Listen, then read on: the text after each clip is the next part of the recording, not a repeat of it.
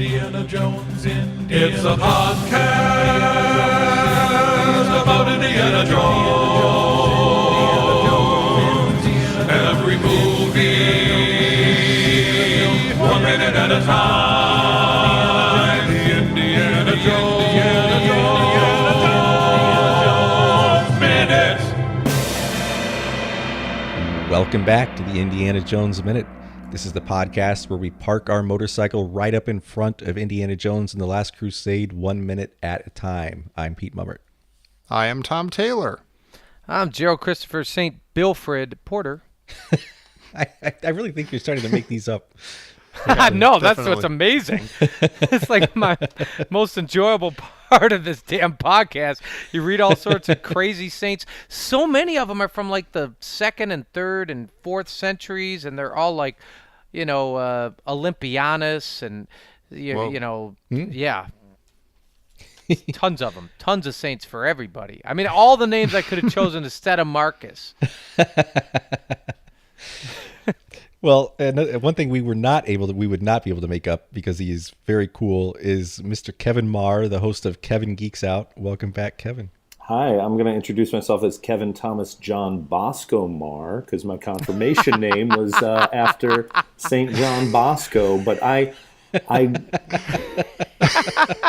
always loved it. You know what's best about him is the chocolate milk. Exactly. And I thought that was hilarious because my grandfather's name was John, so my parents were very happy that I went with John as my confirmation name. But then I was like, no, I'm going to take the full name John Bosco because I think Bosco is like a clown name. Totally. So the church allowed it. And I rarely get to introduce myself that way. But as long as we're talking about saints, I'm going to give a shout out to St. John Bosco. You're among friends here. Yeah, I tell you, there's one for everybody. Not for me. Aw. Well, you're one of them weird Protestants, Pete. You could be Pete Ovaltine Mummert or something. Yeah. There you go. All right. Well, speaking of Ovaltine, we are talking about minute 69. 69. And 69 begins with the Nazis having an evil little parade, and it ends with a teary-eyed Elsa watching the fire. Way back, I think in the first week of this show, back in Peru with Raiders, Indy and Satipo are walking into the cave and these beautiful, like completely realistic spider webs, the cobwebs that are going on that I guess shouldn't have been there because there were tarantulas and stuff and they don't do webs or something.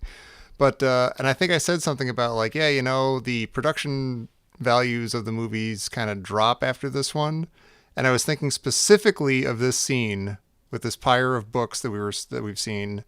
Because I don't know if you can totally see it if you're watching it on a smaller screen or even on your TV, but in the theater, it was crystal clear that it was just a big like chicken wire dome with like a half dozen books on it, and it just did not work. It was just obviously just a fake, dumb, mocked up pyre of books, and it was just not. It was completely unsatisfying, and it infuriated me, and it still makes me angry now. Wow. I don't like it. Wow. Try a little harder, guys. Wow. Get a bunch of phone books, burn a bunch of phone, you fill it up with something, don't just fake it out like that. That's hilarious because don't get me started on the chintzy party city cobwebs we're going to see later in the movie. Oh my God, forget it. Wow, that's great. Yeah. My first my notes for this minute were I absolutely love the contrast between Venice and Berlin. Yeah. They really went all out on the contrast here. You know what? That's weird. Like the scene in general is really like kind of beautifully fleshed out with the banners and the crowds and everything and the march that we were talking about, but yeah, just the detail of that chintzy fake ass pyre. I have never really noticed annoying. that. That's funny. Yeah. Although I will say I think the overall the production values of this scene, other than the fire, are pretty amazing. Like especially the way they shot it, and they're using real uniforms and the red of the banners. But when the camera gets a little bit farther away, it kind of takes me out because you can kind of see it's a small crowd of people made to look like a big crowd of people. Like when you kind of see the edge of the crowd, you start to feel like, oh, this is actually like 40 people here. It's not right. like 800 people or 1,000 people. Wow. I just talking about the contrast. Like, remember, Venice is this bright, sparkling blue day with libraries and water and boats and flowers and bridges.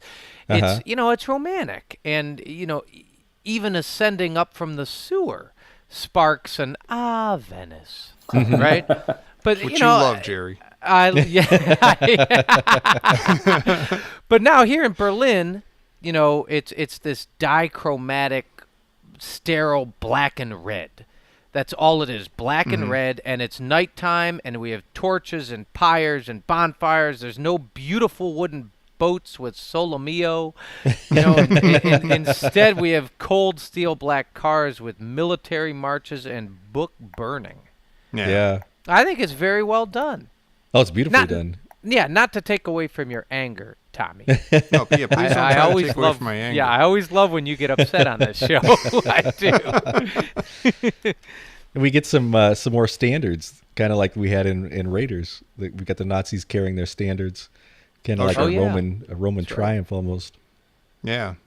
But then we see that Indy has parked his motorcycle somehow like 20 feet from Adolf Hitler. Like, he has parked his motorcycle like right at the very front.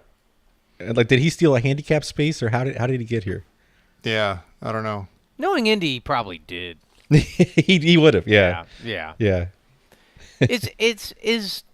I mean, how far is it from the Austrian-German border to Berlin? It's several hours. It's a long ways. So I guess, like, did he ever have to stop and get gas?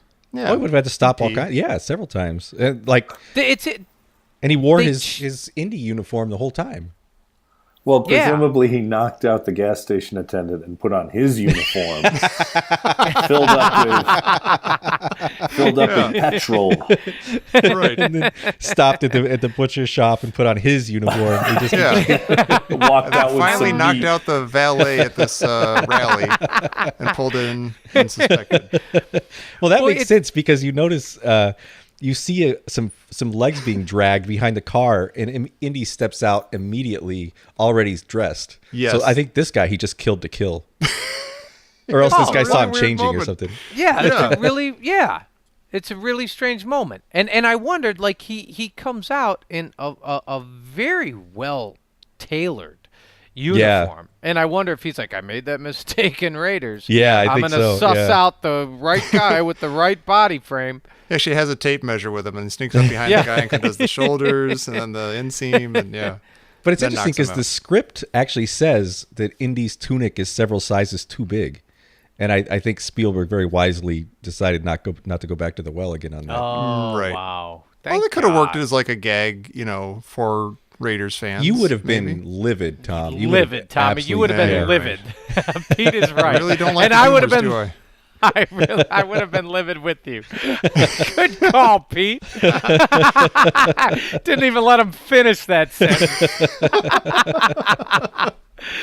It is cool though. It's total. It does not work. I mean, the idea is that he knocked out this guy and took his uniform, but you're seeing him drag the guy, and then just in the same shot, he steps out and he's in the full thing, and it kind of doesn't make sense. But I also kind of really like it. Like, it's just like, we get it. He knocked out the guy and he's got the uniform. Done and done. Yeah, wait. So what if he dressed in everything except the guy's boots?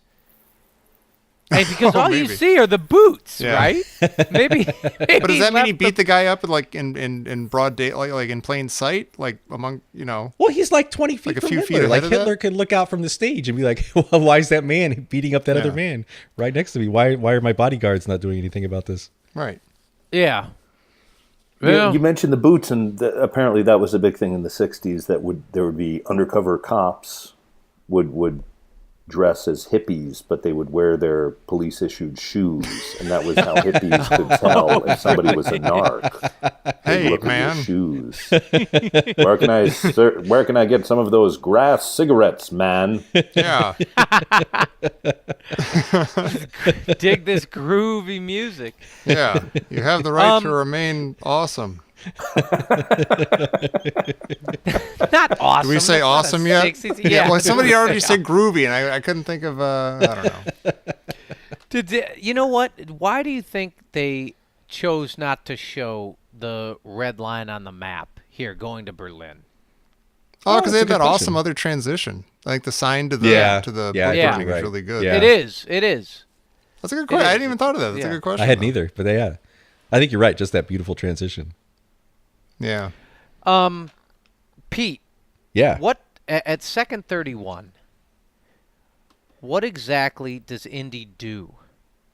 Like, watch second 31, second 32. And he like throws something down with his arm. Oh, he What throws is- like the briefcase of the guy he just slugged, I think. Oh. He throws it into a That's what car. I have it. Does he cast off a briefcase? Yeah, he does. Or What? Like, is it his dad's valise? oh, Maybe he clobbered the guy with the valise. That's just what I was thinking. Oh, yeah. is that is that what is? Oh, It's is not that his what it dad's is? valise. It's a briefcase. Oh, I weird. just watched it again. Yeah, And he throws it down like never to be retrieved again, right? well, he throws it into a car, an open car. So I don't know. Maybe he was like, "Oh, this guy will get his briefcase back when he gets in his car to drive home with a headache," or I don't know. Yeah. This, you know what? I watched that maybe 20 times, and I had no idea why they left that in there or included that or put a briefcase on set and said, "Hey, Indy, pick this up so you Right. can Yeah. throw it down." Right. Right. I wonder if they just wanted him to do something so that this scene, he had something he was doing as he walks out, so it's not just him walking. But why out. not like a wrench or a hammer? Or, Yeah. I don't know, guess it's- something.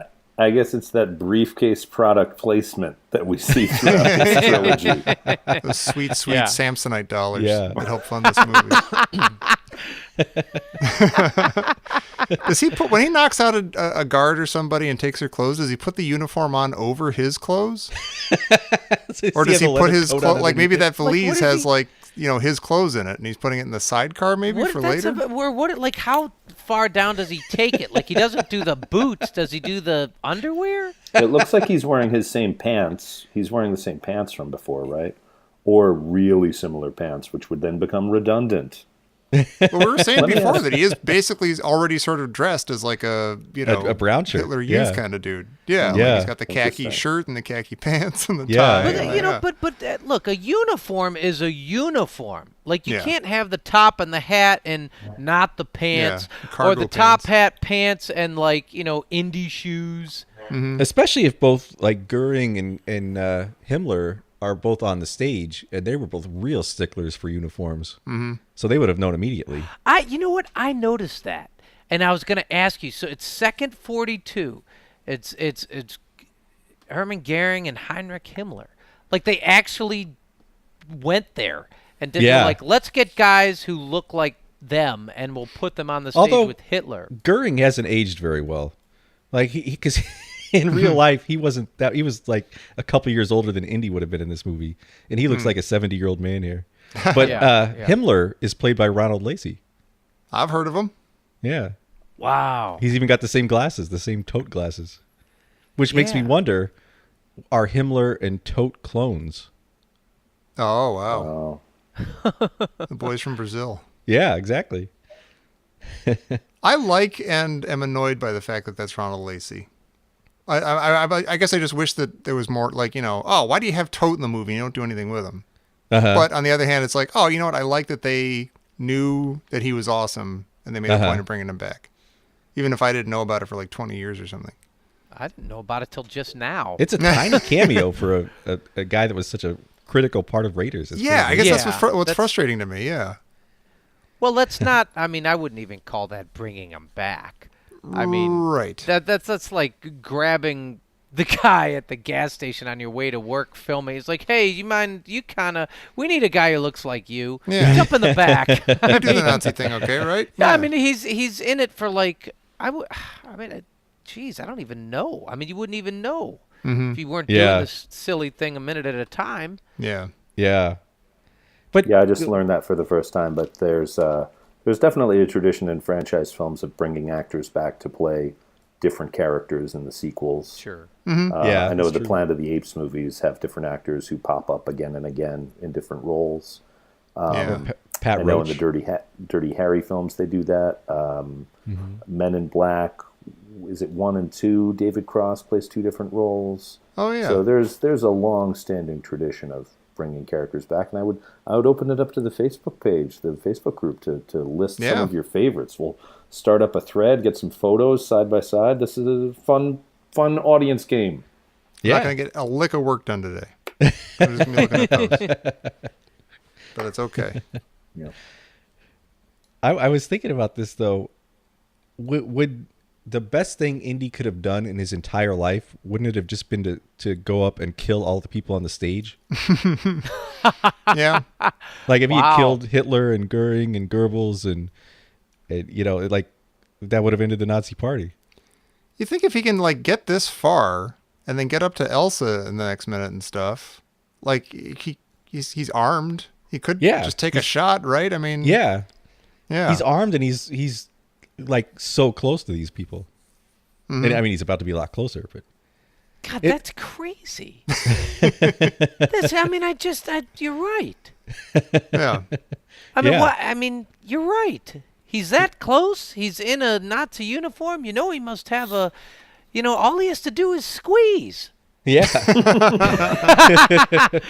Right? Yeah. And God. Hitler was famous because he never ever let his guard down, and he was super paranoid about security. And he would always take different routes, and he wouldn't let people get close to him. Like he wouldn't let crowds get close to him for the most part. And it's amazing that Indy would have this kind of access to him. And this is like the perfect opportunity for Indy to get rid of him.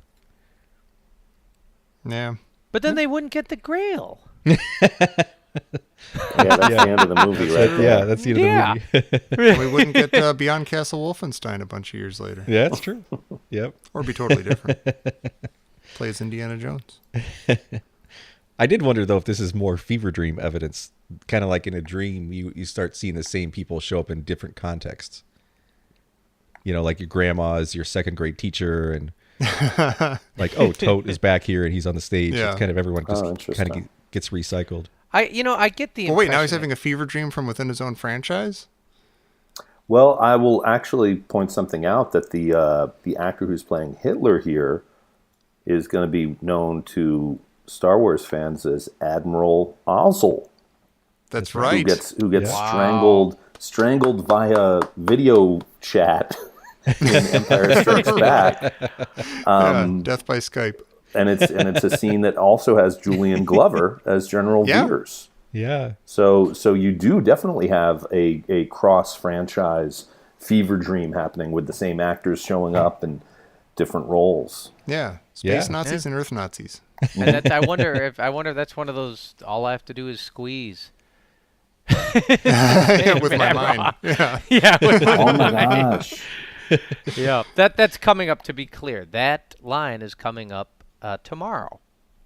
Yeah. Oh, yeah. That's Saying, tomorrow's episode. Yes. For all anyone knows, we're talking about a toothpaste commercial. Yeah. Or Prel or something. Yeah. But that same actor, Michael Sheard, apparently he was one of those go-to guys who played Hitler a bunch of times. He was in a Dirty Dozen sequel, the Lee Marvin movie. He was in a TV movie sequel to that. He was in something called Rogue Mail, where he played Hitler, M-A-L-E, not Rogue Mail, like a letter that gets lost. And then he was in an episode of The Tomorrow People, which I've never seen. He played Hitler. Wow. And in addition to that, he's 3 different occasions he played Himmler. But of course, why would you want him to be Himmler when you've got Ronald Lacey? Yeah. But he definitely, cornered the market on guys to play Nazis. And I would just like to give a shout out to one of my favorite actors who, back in the 40s, there was a go-to Hitler. This actor named Bobby Watson, who I first became aware of. I saw a short Hal Roach comedy called The Devil with Hitler, where it's one of these high, people use the term today like, high concept, big concept. Yeah. So the concept of this 20-minute short film is that the devil is worried that Hitler is going to replace him as the most evil person in the world. Wow. So the devil, kind of like a Quantum Leap episode, the devil shows up in Germany and disguises himself as like Hitler's butler and plays a bunch of pranks on him. and he has to prove, this is really where it gets weird. He has to prove for his own job security that he's the most evil man. And he said, I bet you in 24 hours I can get Hitler to do a good deed. Oh my God! Wow. In order to secure his own job as Satan. And the guy playing Hitler in that, really funny comic actor, this guy Bobby Watson, he played Hitler, and then he played him in the sequel to this short. They did another one, but he besides doing like these Hal Roach comedies, he also did like a lot of dramas and docudramas, movies like Hitler, Dead or Alive. The Hitler Gang is another film he appeared in. God. And the last movie that the Three Stooges appeared in, The Story of Mankind. He played Hitler. Wow. So that was he was kind of like the Ian Holm of Napoleons. He was like the go-to guy. But he did it, he did it in the 40s, so he did it during Hitler's lifetime, which I imagine would have been kind of a dangerous career occupation. Yeah, really. I'm looking at a still right now from the Nazi Nuisance from 1943 that has Bobby Watson as Hitler, Mussolini's sitting next to him, and there's an orangutan wearing a like a peak cap in the middle of him. And I desperately which really might have been now. the orangutan is giving a Hail Hitler salute, so that movie might have been an influence on Raiders. Yeah. Oh wow. Yeah. Oh, wow. That's right. Yeah. And that first one you mentioned, the Devil with Hitler, it's in The Devil with Hitler where Hitler, Mussolini, and a Japanese general, kind of like the Three Stooges, they all sleep in one big bed together. That's cozy. Yeah, it's really goofy. I wonder if Michael Sheard got the job as Admiral Ozzel because they needed a space Nazi, and he played a lot of Nazis and Hitler. Well, who he was also in a little movie called Raiders of the Lost Ark as a Nazi. Oh, that's true. In that scene that just barely made it in where he's the U-boat captain. Yeah. Oh, wow. Oh, yeah. I didn't realize that. Yeah, it's very brief. You can only catch it for a brief second. They cut most of it, but you can see him as they sail into the U-boat dock, the U-boat pin. He's standing up on top. His finest hour. And curiously, he was in the movie High Road to China with Tom Selleck, which is kind of not directly an Indiana Jones ripoff, but it's I think the movie wouldn't have gotten made if Raiders hadn't been such a big hit.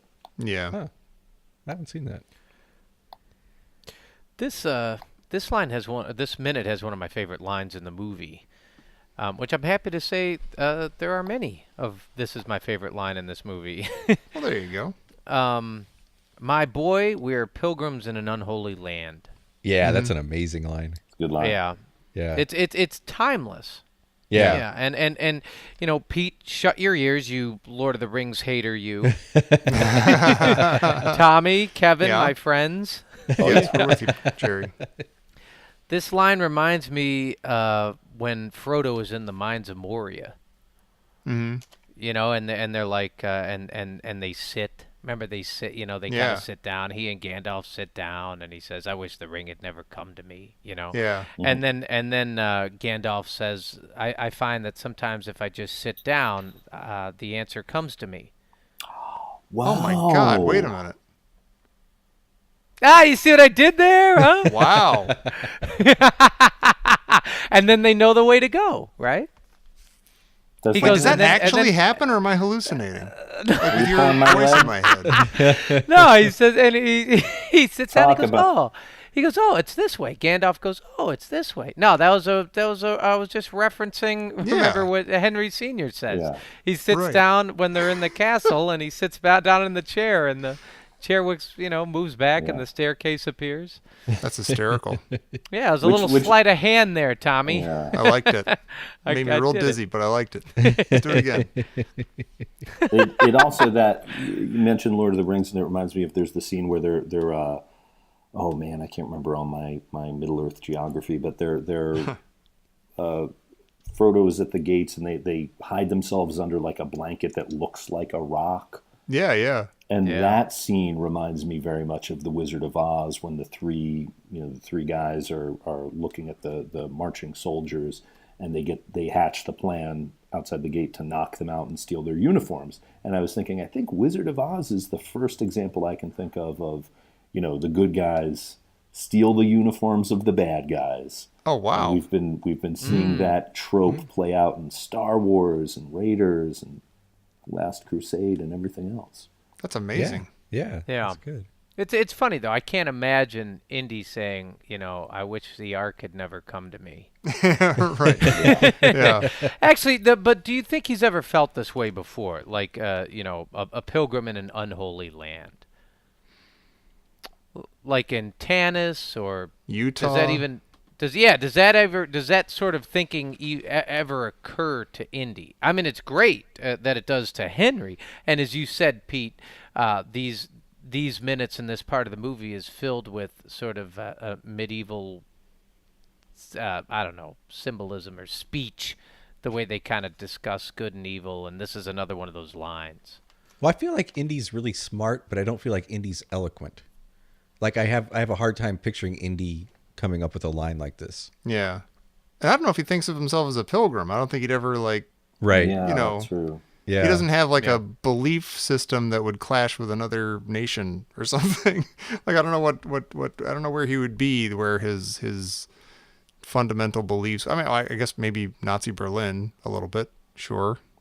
But to think of himself as a pilgrim, that's a little bit different. It'd be hard to deliver that line with a smirk too. It's also you think about a scene like when he and Willie are in the cave early in Temple of Doom, and they're being offered food that she refuses to eat, and he is very much an archaeologist and a man of social science, where he's like, you have to respect the traditions of the culture, you're going to be insulting them, Yeah. So it's a far cry to go into a land of different people and make the judgment that these people are evil. Which I'm not saying I disagree with him. It's a good point though, Pete. Indy is real nuts and bolts. Yeah. Yeah, he's matter of fact for the most part. He's very matter of fact. He I don't know. He sees. I guess. I don't know. Maybe he sees things in black and white, or I don't. He doesn't seem to like. It doesn't seem like anything keeps him up at night. Like, not even for 5 minutes. Yeah. You know what I mean? He puts the head in, he goes to sleep. He's been running on empty for 40 hours straight, so when he gets a chance to sleep, that's true. he's going to conk out. Yeah. But it's one either of the... Either because he was hanging from the back of a truck, or he just made love to a beautiful woman. Yeah. Or both. It's the mileage, either way. Yeah, he's not eloquent, though, and he doesn't think in those terms. Mm-hmm. Yeah, and Henry has shown himself to be very poetic several times already. Yeah. But maybe that's also a generation thing. Maybe that's Henry still went to school where everybody studied poetry and. Or is it is like his dad is a scholar of literature, but Indy is an archaeologist, which is a little bit like it's like a scientist. Yeah, well, not like a scientist, but yeah, it is a scientist. Well, I mean, Yeah. Well, just this duality and this kind of contrast you're talking about reminds me that just a few years later in Total Recall, you have Arnold Schwarzenegger go to Mars, and Kawato tells Quaid, a man is not known by what he remembers. What is it? A man is not defined by what's in his mind. It's a man is defined by his action. And I think it's a similar kind of binary opposition of mindfulness and thoughtfulness versus action. Huh. Yeah. That's good. Why isn't Indy's dad hiding better? Yeah. Where's his outfit? Right. Yeah. Where's his outfit? Or he should be in the back of the car or something.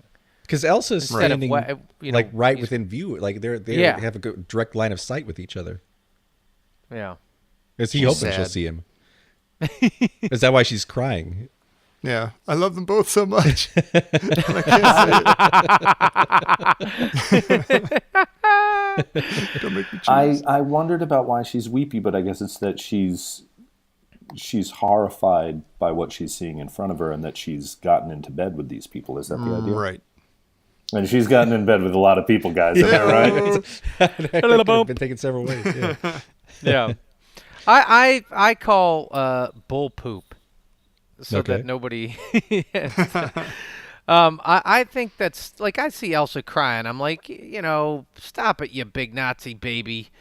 But what I don't understand is it's fascinating that they specifically show us that she's crying at the book burning, and it's like what I mean, why do they do that? What am I supposed to think or feel here? Like, oh my gosh, Elsa really was a real person. There's some good in her. She can't stand to see books being burned. Like is it tugging me over to like, no, Elsa's a human too. Yeah, I feel like- am I just supposed to come away like being a Nazi is complicated? It's a choice. I mean, yeah. What? I mean, it's only. But the weird thing in this movie series is that it's only complicated when it's a beautiful blonde woman. Yeah. Right. Yeah. Wow. The rest of the time, these guys are fodder to be thrown under Yeah. the wheels of trucks, true. tanks, and out of Zeppelin windows. Yeah. Yeah. Toad loves his mother. Yeah. Love that. Although Belloc kind of hooked up with the Nazis and followed them around for his aims, and he never had a moment like this. Yet That's somehow true. he seems more human than she does to me. Yes, that's Yeah. He that's- seems more that's likable, and I great. wonder why that is. 'Cause Yeah. she's the one that actually showed some remorse. I But I guess think that's like a male and female gender stereotype that a woman is going to be sensitive and tender towards. She doesn't have the iron stomach to put up with all the terrible things that the Nazis are doing. And it's like, honey, if you can't stand the book burning, I've got news for you. They're doing much Yeah. worse. Yeah. Yeah. And also, like, the second you find out that Belloc is involved with the Nazis, he's like, "Oh yeah, Nazis, whatever. They're a necessary evil. Like, I'm here for my own reasons. I'm here to get the Ark, and the Nazis are helping me out." But like Yeah. Elsa, there's a whole switcheroo thing where That's you true. think she's a Yeah. nice lady, and then you find out she's a Nazi, and then here. It's like I guess you have this moment and like the next minute and stuff so that you're not writing her off completely. She's not you have to like her just a little bit until the end of the movie, I guess, or hold out some hope for her as a human, Right. I guess. Yeah, Otherwise, I think you're right. yeah. I see. I agree. I think that's what they're trying to show here is that at least put some question in my mind, like maybe Elsa can be saved, or I something. think that's what they're trying to do, but I don't. Yeah. It didn't. It was not very effective for me as a viewer, and maybe it's because I haven't seen it in 20, 30 years that I go back to it, and it's like I know how it plays out. I know how it's gonna end, but it didn't work for me. I didn't feel that particular tug. Yeah. Well, Yeah. she's so wonderfully cunning. As we saw a few minutes back, and manipulative, the way she uses Indy to get what she wants, and she's his peer, and she bested him. So, this doesn't work for me either. Because she took a lot of glee in that too. Yes, rubbed his that's my nose and in she it did. and was Yes, she rubbed his nose in it, completely- and she. Okay, well, what about this? Maybe this will save it for you. Is it possible? We've mentioned that Henry is not hiding himself very well. Is it possible that she's laying another trap? That she's putting on an act because she knows they're there. She knows they see her, and she's putting on an act because she wants them still to lead her to the Grail. I think your wife is right. You're obsessed with this podcast. Yeah. We should take a couple weeks off, Pete. Yeah, you should. We got it. You should take a couple. A little lie down. No, I like that. That's really fun and great, but I don't think that's what's going on. Yeah, I don't actually have it. It's like I'm still supposed to believe that there is good in Elsa here. Which doesn't work. I liked her just being cunning and besting Indy, and that kind of made sense. And you're kind of like, oh my god, and then I can live with that. Yeah. Why do we almost never stop liking Lando, but we have to be convinced to like Elsa again? Lando sells everybody out, like in a huge way. I guess you know that he's conflicted the whole time. As a kid, I hated Lando, though. Oh, really? Yeah, I didn't like Oh, him. wow. Because of that. Like, that really bothered me. Really? I mean, And I understand. I came being around upset, as I got older. I was like, oh, this guy's the most awesome guy in the movie. Yeah. But, like, when I was a kid, that really bothered me. Like, he sold out Okay. Han Solo. Yeah. So I didn't actually come around, but I don't know, that I might have been unusual. What's really tough about Lando and on this, and it really stings, is he sells out Han Solo, but then he gets double crossed. Mm-hmm. And he says, coming out of that elevator, this deal's getting worse all the time, or whatever. Yeah. And you're like, so if they didn't leave a garrison there in Cloud City, and the deal didn't get worse, then Lando still would have been okay making the deal to keep the Empire out of their hair forever by by selling out his friend Han Solo. I'm not sure. I think it's also the difference that we know that Lando gets screwed, and that within seconds he's being strangled by a Wookiee. It's like he gets his comeuppance so quickly, as opposed to, like you said, it's if he had stood there smirking and being really pleased with himself, that would be a very different a different way the scene played out. And I think there is just something about her kind of like blonde hair, ruby lips, and porcelain white skin that it's supposed to be. I just feel like it reads very Aryan and off-putting. Aryan as opposed to Marion. Marion is totally lovable and awesome and down to earth and just like a real lady. Mm-hmm. Oh, yeah. I have a thing that I've either been kicking this around and I'm a genius, or somebody already said it this season. I just forgot, because we've kicked around stuff like this before. But what if?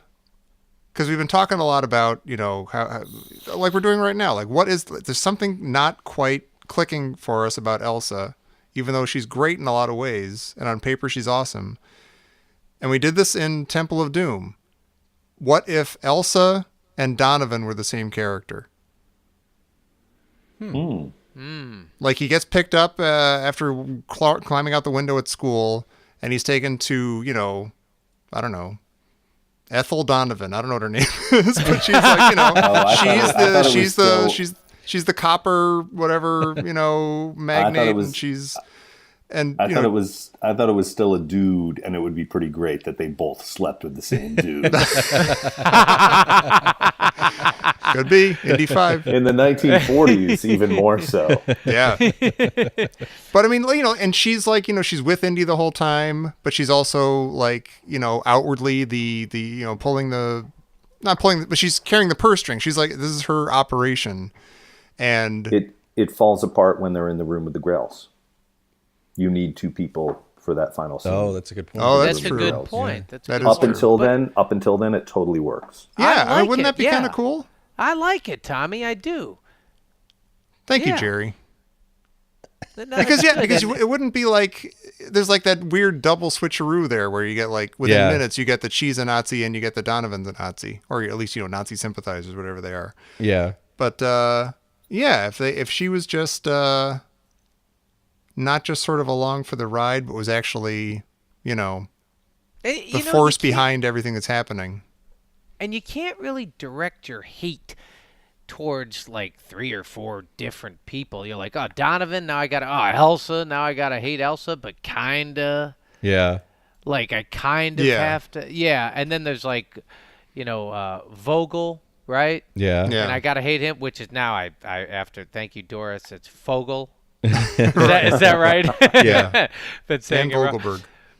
And for some reason, I guess, I don't know, they do a better job of, like, I can my hate can be disseminated really comfortably in Raiders, like some for Belloc and some for Tote, and but they had several, because they also had Dietrich in Raiders. Dietrich. Mm-hmm. But they had a lot of hate to go around there too. They did, but for some reason it worked a little better. Like, I'm not mad. Like, Donovan shows up and he does his thing, and I like everything about him. He's great. He's well acted, but I don't. You're kind of like,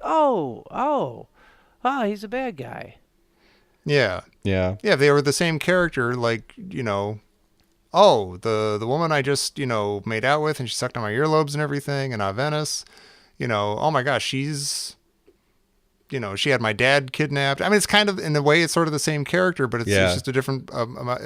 She's not split up between, Chatterlall and Mola Ram-ishness. Right.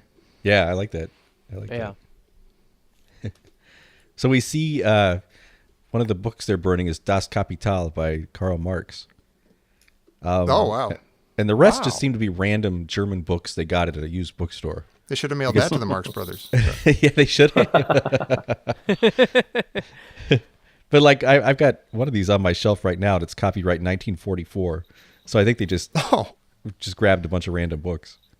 Or they just snuck your copy out just in time. Yeah. Maybe this is that. They were copy. burning the galley proof. Yeah.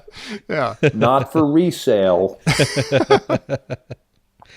It is interesting though. While they were filming this, and they were doing the Sieg Heil salute, Spielberg made all of the people playing Nazis put one hand behind their back and cross their fingers. Oh, really? Yeah. That's awesome. Wow. Yeah, I like that. That's funny. Like, why don't that be like legally binding or something if they didn't? I always wonder if like a priest in a movie, if a priest is playing a priest in a movie and there's a wedding scene, does he accidentally actually marry the two characters, the two actors? Yeah, I wonder that too. Oh, wow. Or like a captain of a ship. Or, yeah. Since the days of the first wooden ships. Well, speaking of fingers crossed, Yeah. something's coming through the wires. Oh my God. Oh, hey. Keep your fingers crossed. This just in from Professor Christy Porter. What's Elsa's relationship to the young men burning books? Is she thinking about her own youth? She still is though, like 21. So Yeah. Yeah. But so if we think about it, what is this, 1938? uh-huh. So back when she was 15, 16, 14, Nazism was on the rise. What is 1933, right? That Hitler came to power. So she would be a youth. Yeah. I think it's.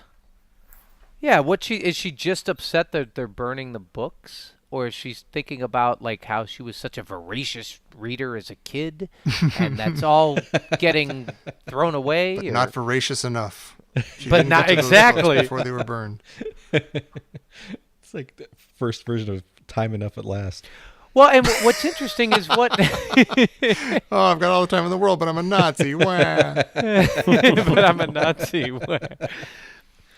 Is she like, or what? How do the kids, the young men burning books? How do they see Elsa? Like, what is she doing up there? What's the relationship there? Are they like, oh, one day I could maybe date that beautiful Nazi? I still have no idea what she's doing up there. Maybe we can talk about that tomorrow. But I mean, that's pretty high on the chain of command there. Yeah. I just had a couple of notes. I wanted to bring up. I guess the big one is, are there different characters that really work best in a particular time period or climate? Like, I think James Bond is a really great Cold War character when he's fighting, Soviets and stuff, or Russians. And is Indiana Jones really a character who works best in World War II? I do remember as a kid seeing a thing on Entertainment Tonight when Harrison Ford was talking about making this new Indiana Jones movie that was coming out, and he said, "Yeah, we're gonna have Indy fighting the Nazis because they're the best bad guys." And it was a way to kind of distance themselves from the second film in the series. Is Indiana Jones a character that really is of the 1940s? Kinda, yeah. I mean, I don't know if I'm I just think saying so. that because we mostly just see him in the late 30s and stuff, but But when we see him later on, in the 50s, I feel like he doesn't really work as well. Like, I feel like, what's that? I wish he did. That would have been cool. I do too. Yeah. But We'll talk about it. We'll talk about it. It's something that's come up because I just watched the Fletch movies. And I have more to say about that. And I heard on a podcast somebody saying that if you were to remake Fletch today, it would have to be a period piece because the idea of like an investigative reporter working for a newspaper just feels like this kind of antiquated idea. What? That it would have to take place in a certain time. But what's funny is I just watched Fletch Lives, and it came out the same year as Last Crusade. Because I just watched the movies back to back, I found myself noticing comparisons of like, oh, Indiana Jones is pretending to be a Scotsman and putting on all these different uniforms. He's a regular Irwin Fletcher. Wow. And I can't imagine anyone remembers this, but in Fletch Lives, there's an extended motorcycle chase, just like in Last Crusade. Wow. So I don't remember that, it was but I believe you. Bizarre to watch these films back to back and see little echoes of each other. And then my other question is, do the Nazis generally understand that this is the same Indiana Jones who was involved in that kerfuffle with the Ark? We've wondered that a few times. Yeah. Like if they see that picture of it in the catacombs of the Ark, and we're like, is Elsa like, why you lousy American archaeologists are going to get you to that? That's a good question. I don't know. Yeah. Yeah.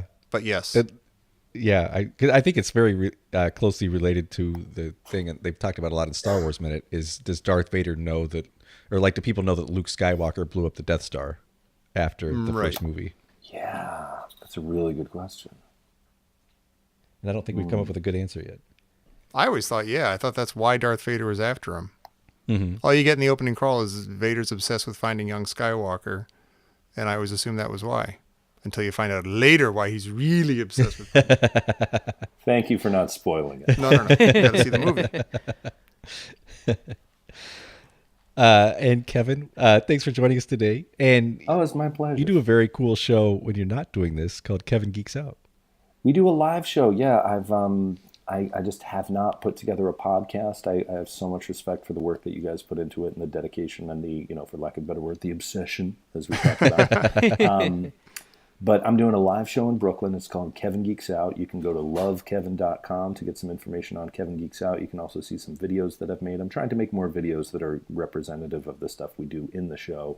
But again, my passion is putting on a live show and bringing some people together. Check out the website to find out what the next themes are going to be. I don't know when someone's listening to this. I don't know. The one I'm currently working on is a show about detectives, which is why I was part of the reason I was watching the Fletch movies.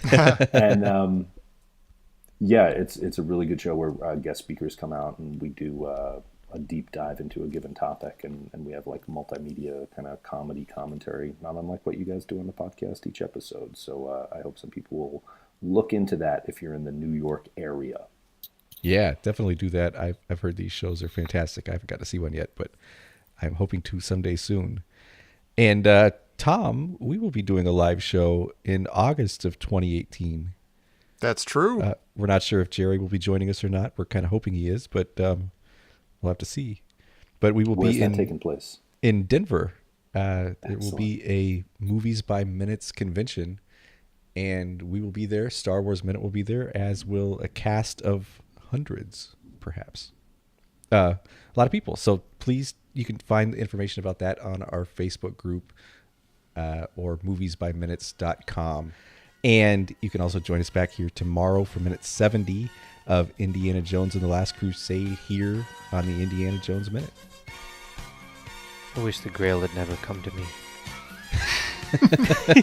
So do all who live to see such times. Why are they burning all that chicken wire? It's cruel. I love chicken wire.